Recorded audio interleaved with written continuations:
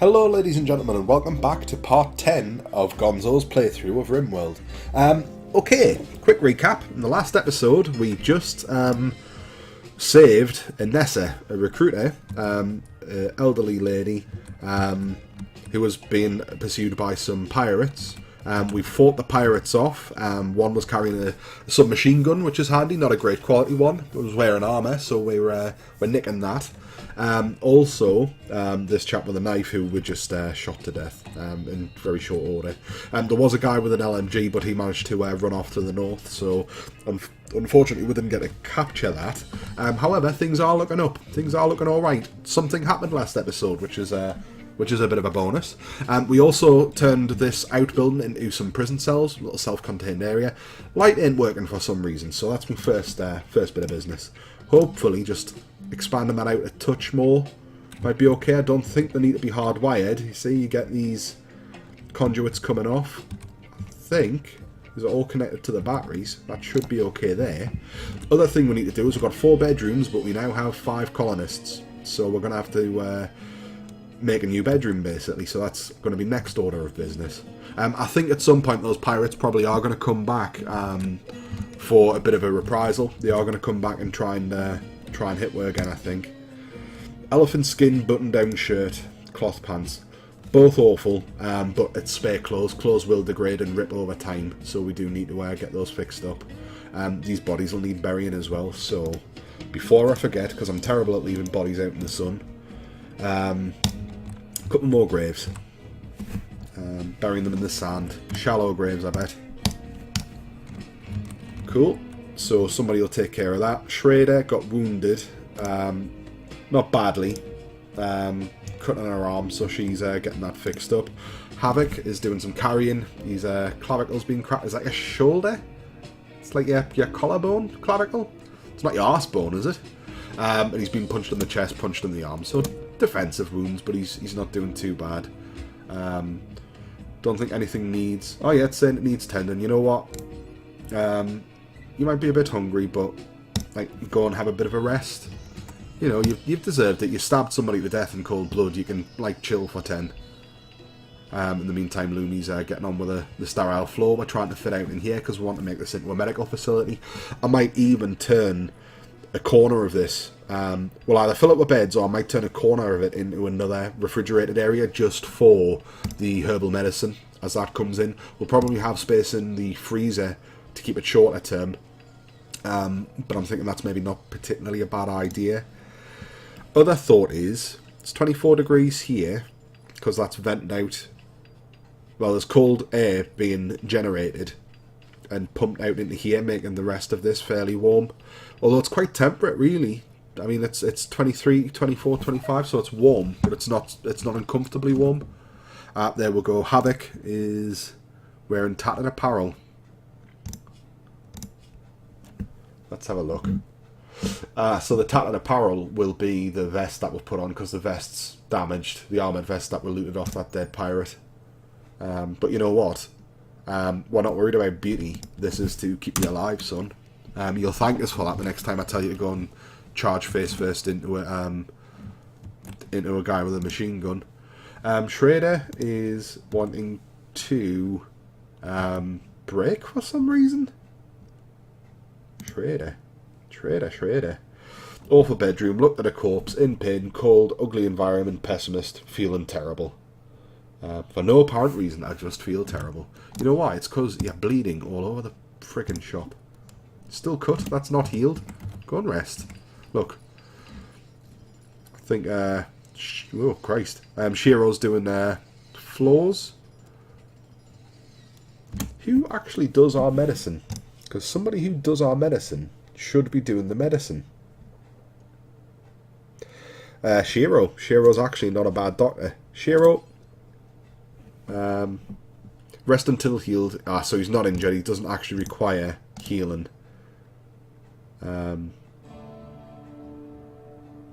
Alright, treating. Yeah, so Schrader does need a little bit of treatment. So you know what? Even though she's been given all food poisoning for the past 3 episodes. There. We'll click on her now, we'll see. She's bandaged, so that'll make her heal much quicker. As is... Oh, right, Havoc's already been done. Shiro's currently feeding them. It's very kind of him. 2 people, Shredder and Havoc, on the verge of breaking. This could just be because of the room that they're in. Awful bedroom, observed of course. Ugly environment. It'll be an ugly environment because it's still mostly undressed stone on the floor. I'm not sure what the beauty benefits of having this sterile tile should be, but it's gotta be better than, like, floors. There is a way to check, I think. Yeah, so I've clicked this little button at the bottom, which tells you what the beauty is of certain areas. So for some reason, this place is very, very ugly, this corridor. But if we hold down here, it's saying all these -1s. It's because each of these cumulatively is making the area horrible. And there's a lump of stone, and there's also some steel there on the bed. So we need that shifting. Shiro, I know I'm using you as a dog's body, but we'll get all this stuff out of here because it's not really helping people. What are you going to do? You're coming to build the sterile tile. I know that's important, but if you can get rid of the steel for us. Although, do we not need the steel for these guys? They're just going to be bringing more, aren't they? That does make sense. Again, this light ain't working, and I don't know why. Oh, it's because it's a bloody blueprint, man. That's why. Right. Okay, as you were, just keep doing those floors, get this looking so it's fairly clean. Because, I mean, at the moment, we're getting off very light in terms of injuries. You know, that previous raid at the end of last episode, there was an LMG and an SMG there, and if they got a good couple of shots on me, that could have really caused some damage. He'll need burying. He'll need burying. What's he wearing? But just bury him in those trousers. They're so terrible, I'm not even going to bother stripping them. At some point, what we'll end up doing is we'll get an incinerator, and we can get rid of the bodies there, as well as also the crap equipment that we don't want as well. So, for instance, they're pretty terrible. Awful quality and badly damaged, and it was won by a corpse. So we'll probably want to get rid of them. Yeah, I mean, these are all dead men's clothes, basically, so it's not ideal. We would like at some point to be able to do our own tailoring, but we're not big enough and set up for that, really. We don't have enough colonists, in my opinion, to make that happen. The colonists need to be doing other stuff that's more important, frankly. Shredder, you wasted some rice there. I know we've got hundreds and hundreds of rice stockpiled already, but you know, try not to waste it. Right, Havoc's back on his feet. That's good. Cargo pods. Something's crashing nearby. Yeah, some medicine. We'll take that. Always looking for more medicine. At the moment, we've got a tiny bit of herbal medicine. We've got a decent amount of proper medicine, but we'll get this in. You always need medicine. Always need medicine. You know, even if somebody's just got 2 or 3 injuries, you can start burning through that fairly quickly. At the moment, does medicine spoil? Pardon me. Medicine, so it's not refrigerated, but it's got good shelf life here. It'll last for like 2 years, even when it's not frozen. So that's alright. This medicine doesn't go off, but you don't want to leave it out in the elements, or it'll start to turn a bit nasty. You know, while we are here looking at this stockpile, I did chisel out a bit. Could probably take that off as well. We could take that off. If we took out a corner there or a corner there, you would end up with that situation like we had up here, where you end up with like an air gap. Now nothing can get through, but that would drive us nuts. Take that off. That should be okay. So yeah, just making the most of the space that we've got here. Should be okay, I think. We have got this weird sort of double wall thing going on as well, so you know, at some point maybe getting rid of that and replacing it with wood wouldn't be a bad idea. Although the stone is quite good at insulating the refrigerator. So you know what, I'll take that out.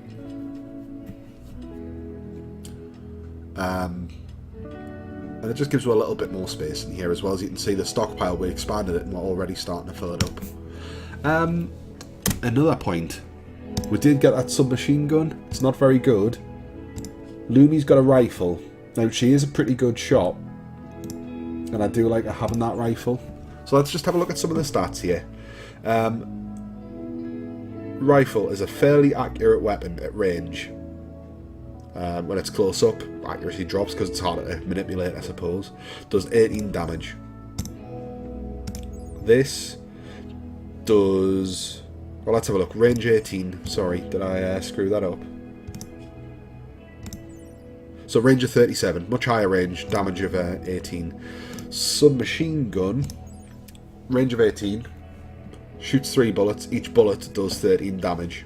So that could potentially, at close range, if you get good hits, do some pretty decent damage there. Firing off 3 bullets. Could do, like, what's that, 39 damage with 3 hits? You're probably not going to get 3 hits, like.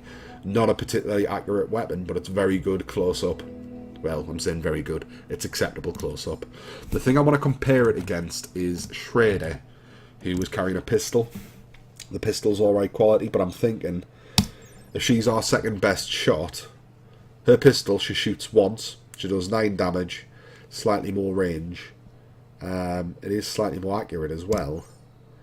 You know what? Shiro's carrying a bow. Let's just check that out.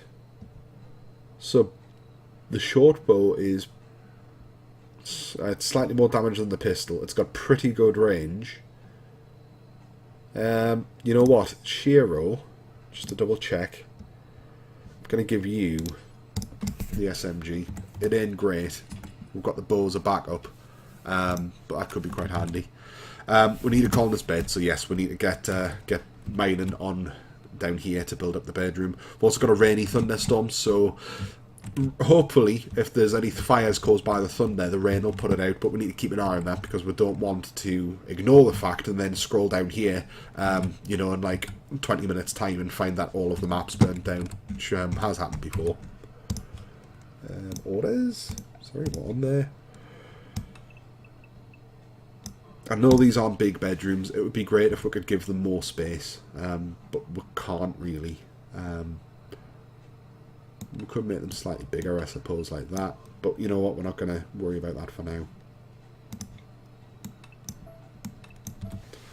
So we could expand them ever so slightly, but that should give we enough space to put a bedroom in for Anessa. Anessa, do you have a nickname? Sometimes I have nicknames. You just called Anessa? Anessa Hubbard. Alright. Cool. Chipping away at that. Haul that out. It's horrible.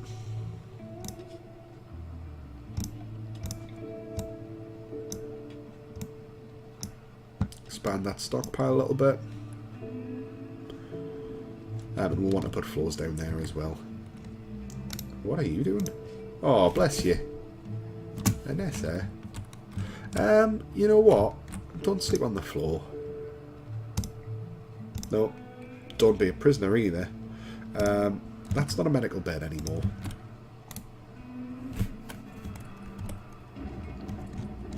There's a thunder. Wake up. You're drafted.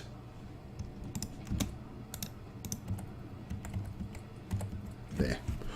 So fudging it a little bit, but that at least puts her in a bit of a better place to sleep. Otherwise she's going to be grouchy. She's literally just sleeping in amongst the batteries and the generators.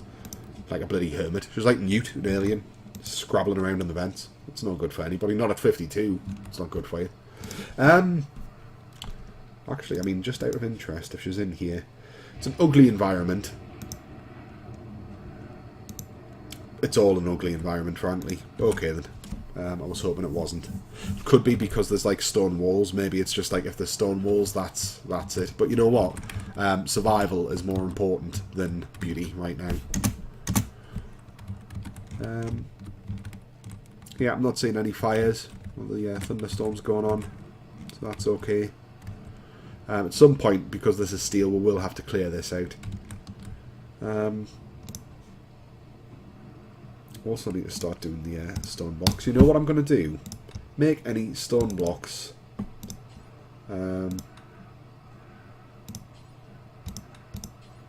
And you know what? I'm not sure how this is going to work, but we're just going to say do forever. If somebody doesn't have any other jobs to do, I'm not sure in terms of the work roster, would it count as crafting? So that's cut stone, smelt items. So at the moment, Shredder would do that. Well, that's fine. And Havoc would do that. So either of those, if they've got nothing else on, will come down and start doing the stone cutting. This might be as good a time as any. Actually, we've put it off for ages, but we have the priorities at the moment just set to like on or off. We can change them over here to say let's make them manual, and I think that's not a bad idea, you know. So what I'll do is, if we set something to 1, it means do that first, whatever. Clearly, if something's on fire, the first thing we need to do is put it out. Likewise, first thing we need to do, if you're injured, I want to say go straight to see a doctor. Who's the best doctor? 6, 5, Shiro a 10. Shiro, if somebody's injured, you need to fix them. You are second best doctor, Shredder. So you do that there. And Havoc, you're kind of the backup doctor. So if for whatever reason they can't do that, you go and fix them up. Bed rest. Rest to recuperate from not immediately life-threatening problems. You know what? That is quite important. So they might not need to be a patient and actually go and get fixed for something life-threatening. I do quite like the idea, though. I'd rather put them out of action for a few minutes to get themselves fixed up. Flicking switches ain't important. In terms of wardening, this is to recruit prisoners. Could be somewhat important for an SS, so I'm going to set that to 1. If we need prisoners to be interacted with, I want her to do that as a priority. In terms of handling, in terms of animals, Lumi has the bond with Puddles, or Puddles sleeps in with Lumi. Just double check. Female captive. Social. So she's got a bond with Lumi. Lumi doesn't really look after the animals though. In terms of animal handling, who's good at it? We'll leave that where it is, it's not that important. Lumi's got a cook and a 5. Got a cook and a 5. Yeah, I think Anessa, because you're not going to have as many jobs to do generally, if something needs cooking, it would be good if you could do that. In terms of my 2 researchers, Shiro, Lumi, you're not very good at that at all, so don't really bother. We do want to start getting some research done, so I'm going to bump that up slightly for Shiro. Jumping back though, we've got construction. All of our guys kind of middling. You guys are all alright at doing it. Lumi, again, you're probably more sort of defense and hunting more than anything, so even though you seem to do most of the construction, we'll tell the other people to do it first and foremost. As for growing, yeah. Oh, Shredder's really good at growing. You know what?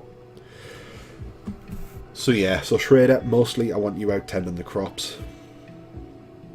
3, 3, 3, 10, 4.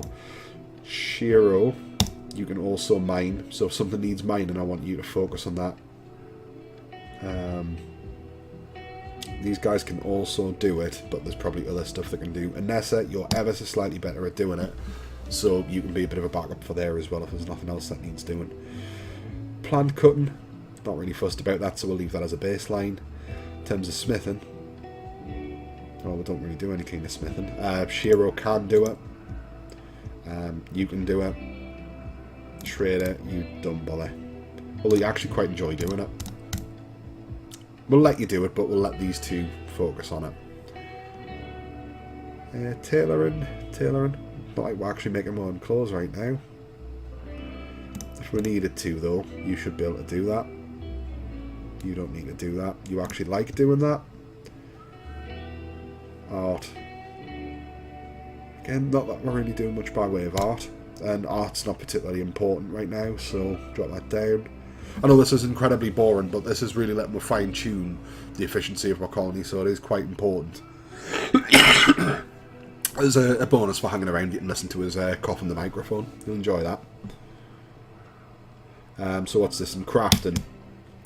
I do think that's fairly important.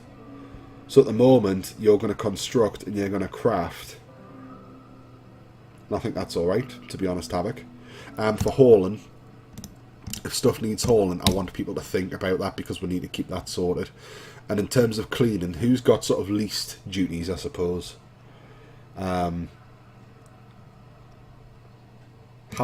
doesn't have a huge amount on.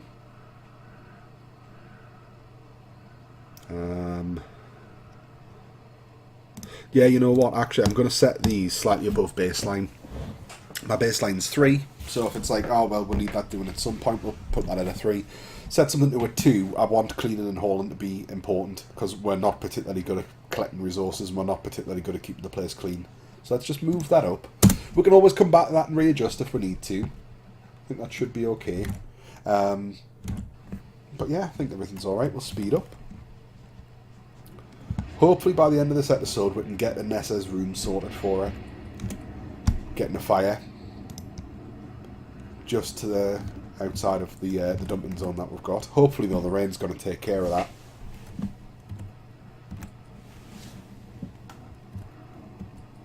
Havoc's actually woke up to come and stamp on the little smouldering ember that was left. It's been good for him, you know. Effort. Havoc always seems to be quite early to rise as well. Well into spring here. I'm really surprised we haven't had any kind of like any kind of raid or anything, you know, anything combat-y, mad animals. I mean, apart from that that one random was it a rat or a squirrel that we had that time? We haven't seen anything for ages. Ah, right. So here we go. There's Havoc. You know what I'm going to do? This stockpile. I don't want this ending up filled with bricks because this is where we want important stuff. You know, this stockpile here is pretty important. I can't even... Alright, so we have got some blocks in there. What I'm going to do is, this stockpile that we have... Can I put some sort of roof on it to stop this stuff getting damaged? Now, the blocks can't get damaged. There isn't like a percentage marker like there is with, say, the medicine, which has health. Components have it. Sandstone blocks don't, so it's not an issue. So you know what? This stockpile... manufactured resources... Is it in here? Raw resources... Whereabouts are we? No, it's definitely not something you wear, is it? Manufactured, raw resources, stone blocks. So all stone blocks can now be put in the dumping zone as well, which I'm totally fine with. We can expand this out if needs be. They don't need to be indoors. We can put the stone blocks outside. Likewise, actually, what we'll do is we'll go in here and say, don't put stone blocks in here. So at some point, somebody will shift those ones up here. Anything that Havoc makes down here in terms of blocks, we'll put up here. What we might end up with, hopefully, at some point, is enough resource where we've got stone walls where we can start fleshing things out. Because at the moment, I mean, we did have some sandstone that we used for the sandstone blocks, and we built, you know, a little fortified bit. If we were sensible when we got attacked by that guy with the LMG, he came up around here, we could have put them in there to totally nail him. Probably what we want to do, actually, if this is going to be a defensible point, is probably clear out some of this so there's not anything for anybody to hide behind. So, I mean, this is pretty low down the list, I suppose, but like, I don't want this here. We may as well clear it out. We don't need those resources, it's just stone, but I want to create like a kind of an open field here, so if anybody comes rushing in, they've got to basically, they can't use cover, they can't just sit back here and trade shots with me. If they come around here to attack, they've basically got to attack that bunker. So I think that's a pretty good call. What I also may do, just while we're issuing orders, ain't got a huge amount of wood. One thing that I've been meaning to do for a while. 45 wood there. You know what, that's the shortest point there. Oh, this cough's really bad, I'm sorry guys. I've tripped from a cough to a sinus infection, back to a cough. My daughter's a nursery. That's what I put it down to. So because she's in nursery, any bug or anything that the kids have got going on always seems to cause havoc for us. Still ain't got much wood, you know. But what I want to do, I'll mine over here, because I was thinking there we need this steel at some point. We need to make sure that we have got access to it, but we could mine out here from the inside if we ever need to use those resources. That's compacted machinery. Those are also quite good to have, because that's where you get your components from, so we'll clear that. So really, I mean, as I said, this is a little bit of busy work, really. We're just keeping things ticking over. What we will probably also need to do then, we'll build a stone wall like that. No, you know what? I'm not going to build a complete wall. I'm going to leave a gap. I want to encourage people up here. If we've blocked those off, there is still a chance that people will just come along and blow a hole in the wall to come through. But if they're not smart, what they might do is they'll figure there's an open path up here. So hopefully, at the very least, they'll need to come past this bunker. And as I said, longer term, this isn't so much of an issue because we will get my hands on turrets, and we can use those to defend the areas. But shorter term, I quite like the idea of just having quite a narrow open space that people have to run through to try and attack the base. Oh Christ, you know when you wish you'd really invested in some sort of mic with a mute button? It'd be really handy right now. There's probably something that I can do to do that using OBS, I'd imagine, using the recording software. Okay, nothing has really happened so far. We've had some progress being made in terms of some of the building work that we're doing. Before we bring this episode to a close, we'll get this set up. Bed.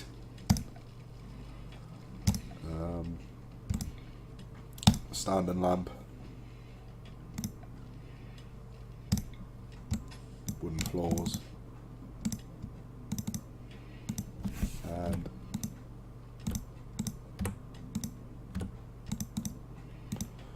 all of these chunks need to get rid of.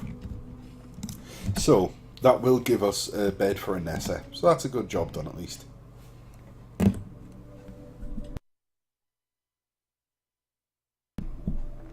I've just noticed I have a mute button on my microphone, which is quite handy, which I can just reach.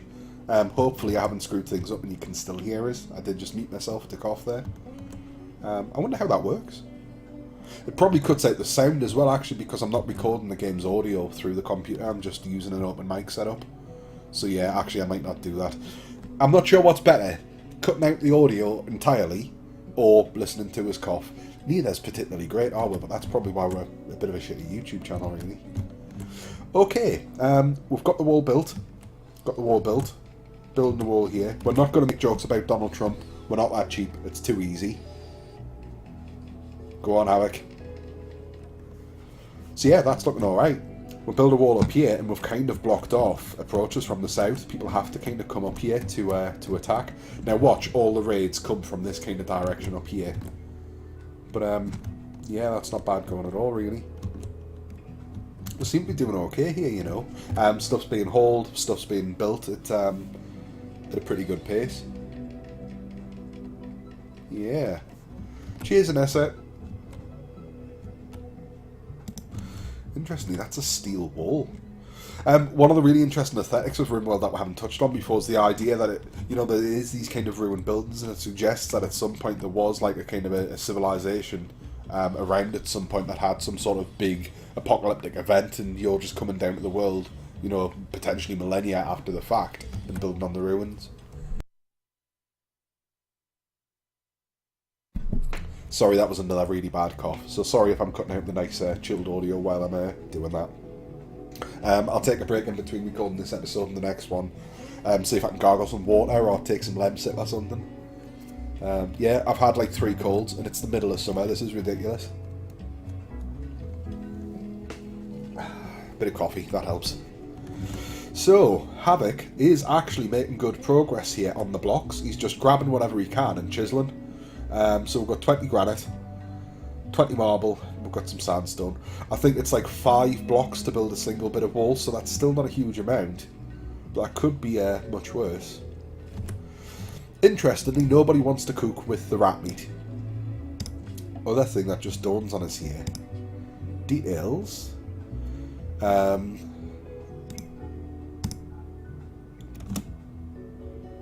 Currently have 8 out of what? Oh, I've forgotten how this works. Allow